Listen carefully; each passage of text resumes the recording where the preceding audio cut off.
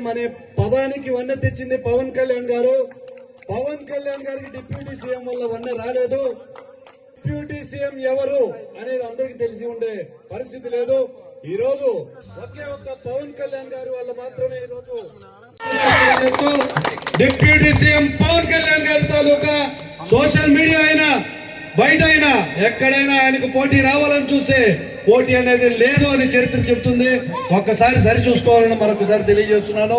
ఈ రోజు పల్లెలన్నింటినీ కూడా బాగుపరచాలని, పంచాయతీలకి నిధులు కేటాయించాలని, గ్రామాలకి పట్టణాలకి కనెక్టివిటీ రోడ్లు వేయించాలని ఒక బృహత్తర కార్యాన్ని పవన్ కళ్యాణ్ గారు చేపట్టారు.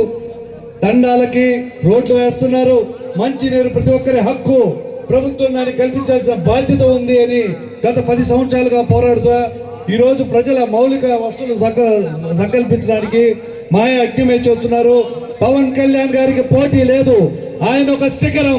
ఆయనతో పోటీ చేయాలంటే, పోల్చి చూడాలంటే కూడా మనుషులు లేరని మరొకసారి తెలియజేస్తూ ఈ రోజున ఈ వేదికనిచ్చిన ప్రజా సమస్యల పట్ల పోరాడడానికి వేదికనిచ్చిన నాయకుడు మా పవన్ కళ్యాణ్ గారికి, జనసేన పార్టీకి పేరు పేరున రుణపడి ఉన్నామని తెలియజేస్తూ, జనసేన పార్టీ తరపున పదవుల్లో ఉన్న ప్రతి ఒక్కరు కూడా మండల ఇన్ఛార్జీలు, గ్రామ ఇన్ఛార్జీలు, నియోజకవర్గ ఇన్ఛార్జీలు, జిల్లా బాధ్యత కలిగి ఉన్న ప్రతి ఒక్కరు కూడా జవాబుదారీతనాన్ని కలిగి ఉన్నారు. జవాబుదారీతనాన్ని ప్రశ్నిస్తారు.